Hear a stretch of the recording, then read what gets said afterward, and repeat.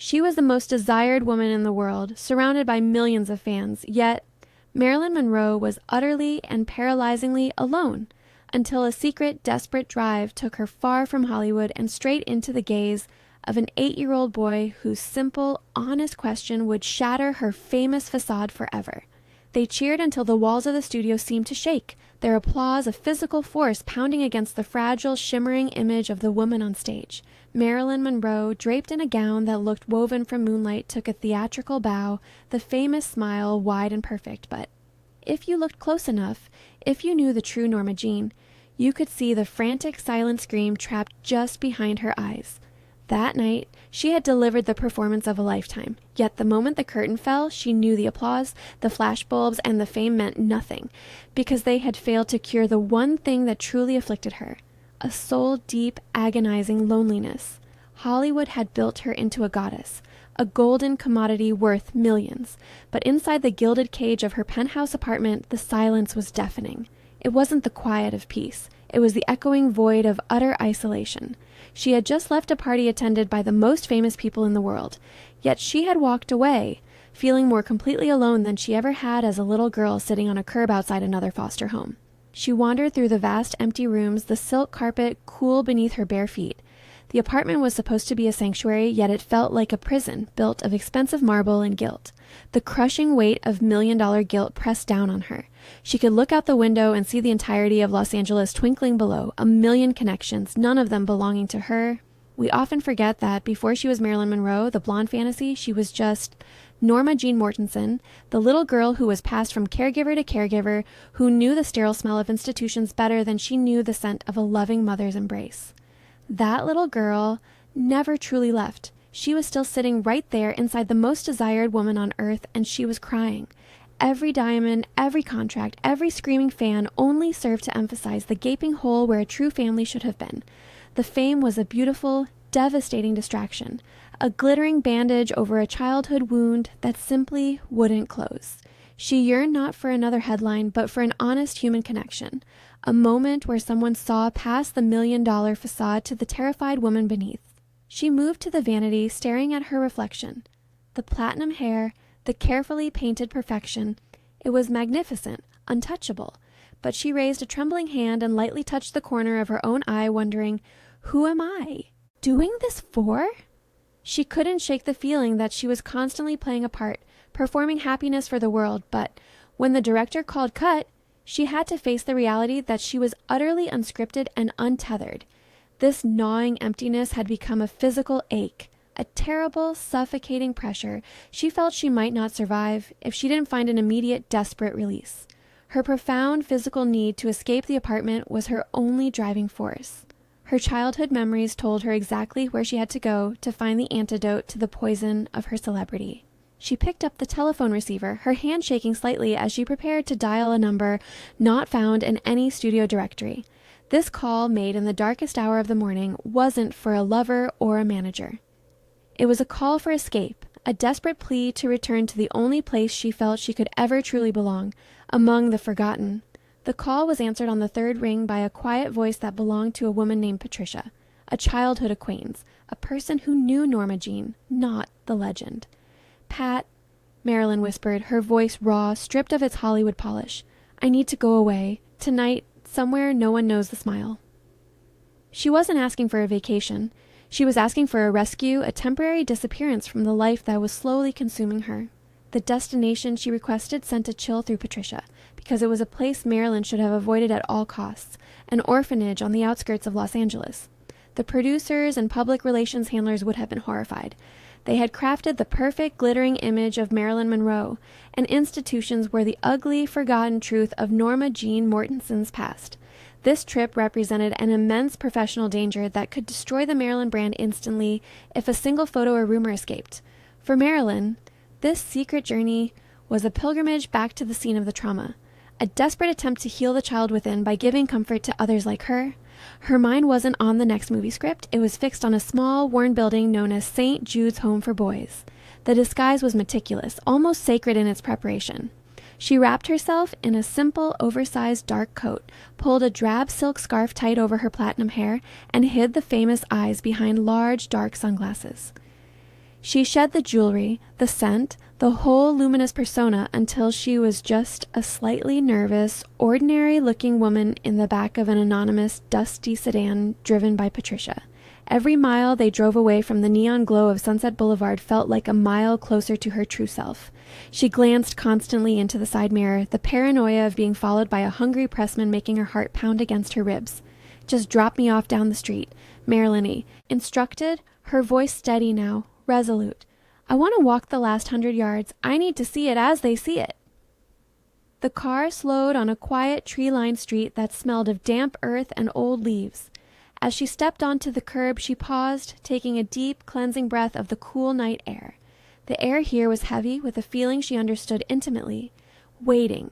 She approached St. Jude's. It wasn't menacing, just intensely ordinary. It was a sturdy brick structure, worn by time in countless small hands, with a yellow glow spilling warmly from the second-story windows. She felt a profound connection to the boys inside. Not pity, but shared recognition. "I know what it's like to live within these walls, though, to stare at the ceiling and wonder if anyone will ever come back for you." This was her chance to walk through that painful door again, but this time, to walk through it as a strong, successful woman who could offer comfort, not just receive it. The famous actress had vanished. Only the woman yearning to be Norma Jean remained. Marilyn raised her hand and knocked softly on the heavy oak door of the home. She had risked her entire career for this moment. The door creaked open, and a kindly, slightly surprised face peered out, completely unaware that the world's most famous blonde stood shivering on their doorstep. The woman who answered the door, the head matron, was a sturdy, kind soul named Sister Agnes. She didn't recognize the most famous face in the world beneath the scarf and sunglasses, seeing only a nervous, well-dressed visitor. Sister Agnes paused for just a second, a fleeting thought crossing her mind that the visitor's voice was hauntingly familiar, but she dismissed it as impossible. "May I help you, dear?" she asked, her voice carrying the soft, practical warmth. Marilyn spoke in a low, almost shy voice, explaining she was visiting on behalf of an anonymous philanthropic organization, hoping to spend a quiet afternoon just reading and being present with the boys. Inside the quiet chaos of St. Jude's, Marilyn felt an immediate, profound peace. The halls smelled exactly as she remembered such institutions smelling. A mixture of floor wax, simple soap, and the faint underlying aroma of boiled potatoes. The smell of necessity, not luxury. It was the complete opposite of her life, and therefore it was a sanctuary. The main common room was filled with about 24 boys, engaged in activities from checkers to wobbly block towers. The air was full of noise, but it was the noise of children simply existing, not the manufactured roar of a Hollywood crowd demanding performance. She sat quietly on a worn, overstuffed sofa, and slowly the boys, driven by natural curiosity, began to approach. They didn't see the screen legend. They saw a kind, pretty lady who smelled faintly of jasmine and offered them a genuine, gentle smile.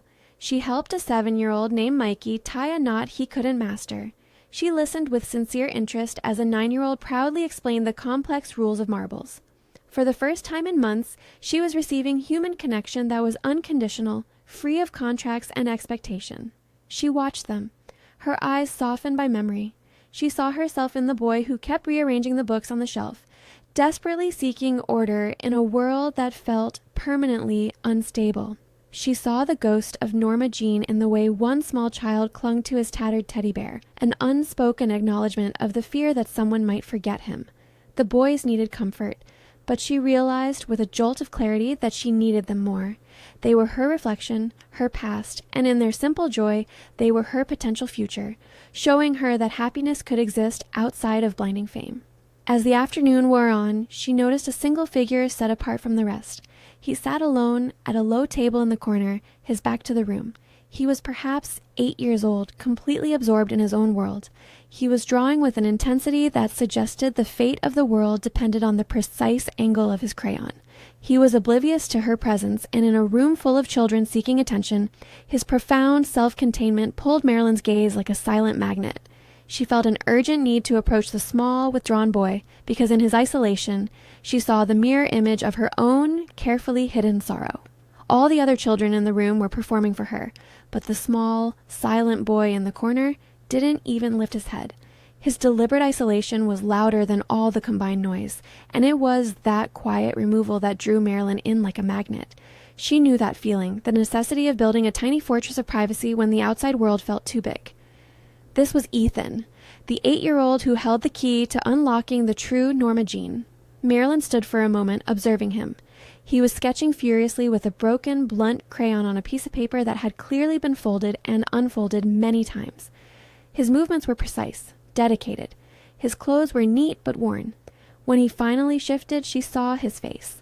A sensitive, pale face dominated by eyes that looked far too large and far too old for a child of 8. They were the eyes of someone who had witnessed the difficult parts of life and filed the memories away into a silent understanding. She moved slowly, quietly to the side of his table. She simply sat down, becoming a silent companion. For a long moment, she just watched the tip of his crayon move, a shared, comfortable silence settling between them. Finally, Ethan glanced up, startled not by her presence but by her patience. He didn't register the platinum, hair beneath the scarf, or the famously pouted lips. He simply saw a lady who wasn't asking him to smile. The lack of recognition was the greatest gift he could have given her. He was the only person in the room who truly saw the weary woman, not the blinding myth. Marilyn leaned closer, her own fame forgotten, speaking in a low, gentle murmur. "That's a very important drawing, isn't it?" she asked softly, nodding toward the paper. Ethan looked down, quickly trying to shield his creation. She didn't press him. She just waited, recognizing the impulse to keep the best, most vulnerable parts of yourself hidden. After another minute of profound quiet, Ethan slowly lowered his arm. The drawing was a simple, stark sketch, the image of a woman sitting alone on a swing beneath a tree that had shed all its leaves. The woman was small, huddled, and seemed to be looking into the distance, waiting. The raw simplicity of the image struck Marilyn like a physical blow. The drawing wasn't skilled, but its emotion was devastatingly clear. "She looks very sad," Marilyn whispered, her throat tightening. "Who is she waiting for?" Ethan's small finger traced the outline of the woman's bowed head. He looked directly into Marilyn's eyes, and in that gaze was a depth of knowledge that terrified her. This 8-year-old orphan seemed to know everything about Norma Jean's hidden ache. This was the moment the world's most desired woman was forced to confront the unhealed pain of her own childhood, seen by a small boy in a silent corner. He opened his mouth to speak, and whatever words were coming would carry a truth too profound for either of them to ignore. If this story of Marilyn's deepest vulnerabilities, revealed only by a child, has touched your heart, hit that subscribe button now. Help us share these profound, hidden moments of humanity behind the legends. The simple touch of Ethan's small, crayon-stained hand on Marilyn's own, a gesture meant to comfort her sorrow over his drawing, unlocked something catastrophic inside the screen icon. All the poise, the learned elegance, the professional detachment simply evaporated. It was the moment the dam of Norma Jean's childhood pain finally gave way. Marilyn's eyes filled immediately. She saw herself in the drawing, a little girl sitting under a lonely tree, waiting for a mother who could not care for her. The quiet observation in Ethan's eyes was too much. It was as if he had read the entire heartbreaking file on her childhood abandonment. She fought to keep her voice level. "You are such a kind boy, Ethan. You worry about that lady," she managed, trying desperately to keep the focus away from herself. Ethan tilted his head, his gaze intensely direct. He was merely speaking the truth of his limited, institutionalized world. "She looks like you," he said. The simple 5-word comparison struck her harder than any insult ever could. "She has the same sadness around her mouth when she's quiet. My friend Thomas cries every time he sees a lady with that look, because he thinks they are also waiting for someone to come take them home." The realization that her famous face, her public tool, was betraying her deepest sorrow was a physical, wrenching sensation in her chest. Marilyn could feel the heat behind her eyes, the sting of tears she hadn't allowed herself to shed in decades. She was the one who was supposed to be comforting the child, but here the abandoned child was comforting her, recognizing her pain because it was identical to his own. She was exposed, completely vulnerable. She was just Norma Jean, the terrified little girl who feared she would always be returned. Then, Ethan delivered the final, devastating blow, the question too innocent to be intentional, yet too powerful to be endured. He reached out and gently touched the pearl earrings visible beneath her scarf. "You have such nice things," he said. He pointed back at his drawing. "But the lady in my picture doesn't have anyone. Are you waiting for your mama too? Is that why you came here alone?" The noise from the rest of the common room vanished completely. The question hung in the air, heavy and inescapable. It wasn't about her actual mother. It was about the idea of the mother she never had, the idea of unconditional love, stability, and belonging. The 8-year-old boy had seen the truth of her profound emotional homelessness. Marilyn tried to answer, but the words caught in her throat, turning into a small, broken sound. Her shoulders began to shake uncontrollably. All the accumulated grief, the fear of insanity, the pressure of being the world's most scrutinized woman, it all collapsed inward. She couldn't breathe, couldn't speak, couldn't stop the overwhelming tide of anguish. Her famous face crumpled completely. She began to sob, a raw, uncontrolled sound that came from the deepest, most wounded place inside her. She wasn't Marilyn Monroe anymore. She was just Norma Jean, finally seen and finally safe enough to break. The sob that erupted from Marilyn Monroe wasn't the gentle weeping of a movie star. It was the guttural wail of a terrified little girl. She leaned forward, her head sinking down until her hair rested beside the small drawing. The tears came, hot and blinding, washing away every layer of varnish that Hollywood had spent 2 decades applying. She was collapsing physically and emotionally, not because of a bad review, but because an 8-year-old boy had seen her. In that moment, the world's greatest icon became utterly human. Utterly broken. The boys nearby stopped their playing. Sister Agnes began to walk toward the table. But before anyone else could intervene, Ethan moved. This was the pivotal moment, the cathartic payoff Marilyn had subconsciously sought. He didn't pull away in fear. He didn't gasp at the sight of the beautiful lady dissolving into such messy, desperate grief. Instead, he slipped off his chair and walked around the table to where Marilyn was hunched over. He reached out and placed both of his small hands, still dusty with the gray crayon from his drawing, onto her shoulder. The coarse wool of her expensive coat contrasted sharply with the soft, chalky dust on his tiny fingertips. He began to pat her gently, awkwardly. "It's okay," he whispered, his voice incredibly soft, filled with a mature, steady compassion that defied his age. "It's okay to cry here. You don't have to keep waiting." He wasn't comforting Marilyn Monroe. He was comforting a fellow traveler, a comrade in quiet grief. He was giving her the gift of unconditional acceptance, the very thing Norma Jean had needed most in her life. Marilyn's sobs slowly began to subside. She felt the small, persistent pressure of his hands and, in that touch, found an anchor. She slowly straightened up, wiping her eyes with the back of her hand, the makeup now smudged and irrelevant. She looked down at Ethan. He was the comforter, the tiny adult in the room, while she, the powerful celebrity, felt like the helpless child. Sister Agnes finally reached the table. "Ethan, dear, is everything all right?" she asked. Ethan nodded, his small hand still resting on Marilyn's arm. "She's just sad," he explained. "She just needs a moment, sister." Sister Agnes, sensing a profound intimacy, quietly retreated. Marilyn, left alone with her tiny savior, realized this collapse had been necessary.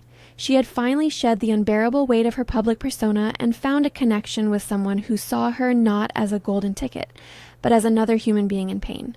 She reached out and wrapped her arms around the small boy, pulling him into a gentle, fierce embrace. The embrace was primal, essential, a moment of pure exchange, the superstar receiving the comfort she desperately needed. In that hug, Norma Jean was finally, truly home. The deepest secrets of Marilyn Monroe were now shared only with this 8-year-old boy. What she would do next, the extravagant, unseen vow she would make to Ethan, would reshape the course of both their lives forever. For a long, essential minute, the biggest star in the world and the smallest boy in the orphanage simply held each other, exchanging a silent, profound understanding of shared solitude. When Marilyn finally pulled back, her eyes were still rimmed with red, but the familiar look of hunted panic was gone, replaced by a quiet, fierce resolve. She was no longer looking for validation. She was looking at a mirror image of her own lost childhood, and she knew exactly what she had to do. She gently held Ethan at arm's length, kneeling on the hard linoleum floor to keep their eyes level. "Ethan," she said, her voice now steady, "you are the kindest person I have ever met. You saw my drawing, too." He nodded seriously. She reached up to her neck and slowly, deliberately unclasped the delicate chain of a simple gold locket she always wore. It wasn't covered in diamonds, but it was a piece she had carried since she was first able to buy herself something that felt permanent. She opened the small, oval piece. Inside, there were 2 tiny, empty spaces. She held it out to the 8-year-old boy. "This is a promise," she told him. "It means that wherever you are and wherever I am, we are still connected. And these empty spaces. She touched the inside of the locket. They mean there is still room for hope. You have to fill them with the best memories you find. You can't give up waiting for the good part. The act of giving him the locket removed her identity from the piece entirely, making it purely his future, not her past tragedy. Ethan took the locket, his small hands turning the cool metal over and over. He looked up, his old soul eyes searching her face. "You mean you'll remember me?" he asked. "I will never forget you," Marilyn vowed, placing her hands over his. She then shared the deepest secret of all. "The sad lady in your picture," she whispered, "she wasn't waiting for her mother. She was waiting for herself. She was waiting for the girl who had the courage to cry." She smiled, the first genuine, unpracticed smile since she entered the building. "Thank you for showing me how to find her again." This silent exchange was more binding than any contract she had ever signed in Hollywood.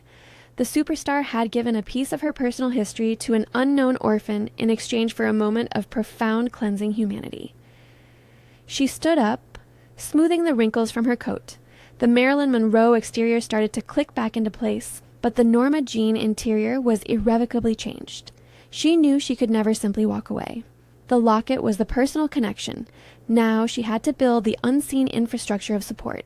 She had to leave St. Jude's immediately to maintain the secrecy, but she paused just outside the room to exchange a significant brief look with Sister Agnes. That look was an initiation, a promise of a future commitment that would be kept hidden from the glare of the world.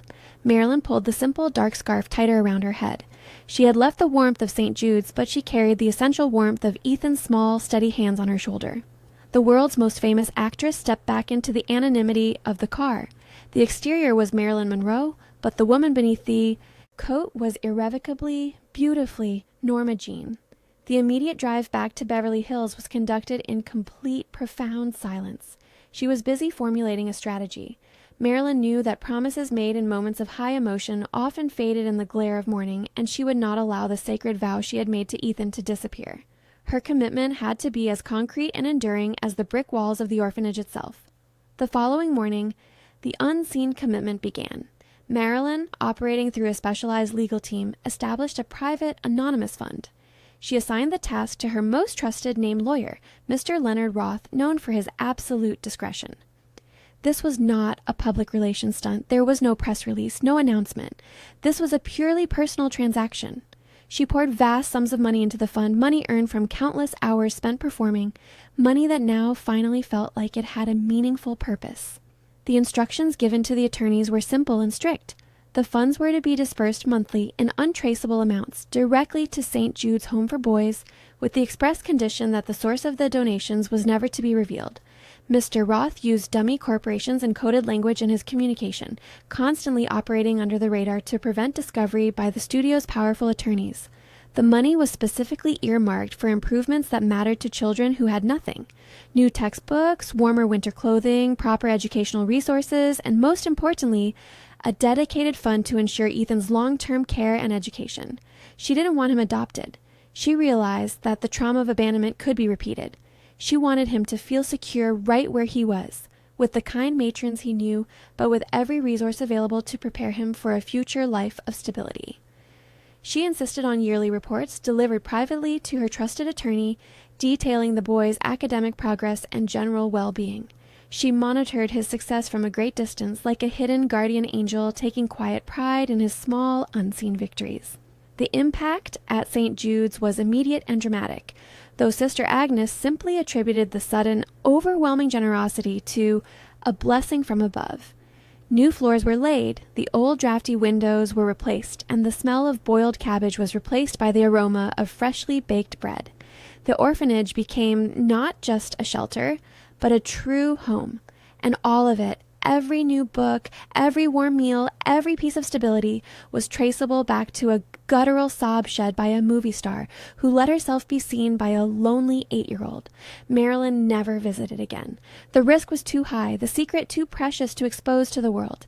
But she carried the simple gold locket on her own neck, the empty spaces now serving as a permanent reminder of the promise she had made. The secret visit, the tears, the profound, shared silence, these unseen actions became the foundation of her authentic self, a quiet source of strength she could draw upon. The physical parting was final, but the spiritual connection remained utterly intact. This hidden devotion, Marilyn using her fame to secretly heal her own past by giving a future to a boy she barely knew, is one of the most heartwarming moments in her unseen life. If this private commitment to helping others touched you, share this story with someone who needs to be reminded that the most powerful gifts are the ones given in secret. The final legacy of that simple locket is next. Years after her secret visit to St. Jude's, Marilyn Monroe stood before a barrage of cameras, the spotlight blinding, the adulation deafening, but this time, the perfect smile didn't feel like a lie. If you watched her closely, you might notice a subtle change in the way she carried herself, a quiet depth in her eyes, the look of a woman who held a precious, powerful secret that had made her whole. The celebrity facade was still necessary for survival, but now, beneath the shimmering exterior was the anchor of Norma Jean. She had paid a heavy price for fame, trading stability for stardom, but in the quiet, unsung actions that followed her collapse in the orphanage, she had finally begun to buy back her soul. Ethan, the 8-year-old boy who saw her, went on to flourish. Supported by the anonymous funding, he was enrolled in the finest schools, receiving the kind of stable education Norma Jean could only have dreamed of. He grew up strong, thoughtful, and kind, never knowing the true identity of his benefactress. But he never forgot the woman who sat with him. He grew older, and his memories of the day she visited softened into a dreamlike haze. Yet he always carried the simple gold locket. It wasn't worn as a fashion accessory. It was his most guarded treasure, a silent pledge of connection. He kept the locket's 2 small, empty spaces filled with tiny clippings of newspaper stories about inspirational figures. Heroes who gave hope, finally fulfilling the instruction to fill the spaces with the best memories he could find. Marilyn herself never spoke of Ethan. This single act of profound personal charity was kept guarded. It became her inner strength, the knowledge that when the pressures of being Marilyn became too much, she had done one true, unselfish thing that mattered purely for the sake of the little girl she once was. The ultimate irony, the ultimate heartbreak, is that the woman the world adored spent her life searching for a home, only to find it, briefly, in the eyes of a child who was also searching. She went to the orphanage to give comfort, but she left having received the only thing that could save her spirit, the truth of herself, reflected back by a boy too innocent to lie. She found her purpose not in the dazzling success of her films, but in the simple dignity she was able to provide to one forgotten child. The locket became the physical representation of this transaction, a famous woman's fear exchanged for an orphan's unconditional kindness. The true legacy of Marilyn Monroe isn't found in her films or her glamorous photographs. It is found in the quiet life of an anonymous man who carried a simple gold locket, a man who grew up knowing that even when life seemed impossible, someone somewhere had looked at him and said, "You matter." And in that simple act of seeing another human soul, Marilyn Monroe finally, fleetingly, saw her own. The only person who ever truly saved Marilyn Monroe was an 8-year-old boy who had nothing but a broken crayon and the courage to ask an honest question. If this profound, hidden story about Marilyn's search for her true self touched your heart, please like this video and subscribe to our channel now. We'll continue to bring you the emotional, unseen truths behind the legends that history forgot.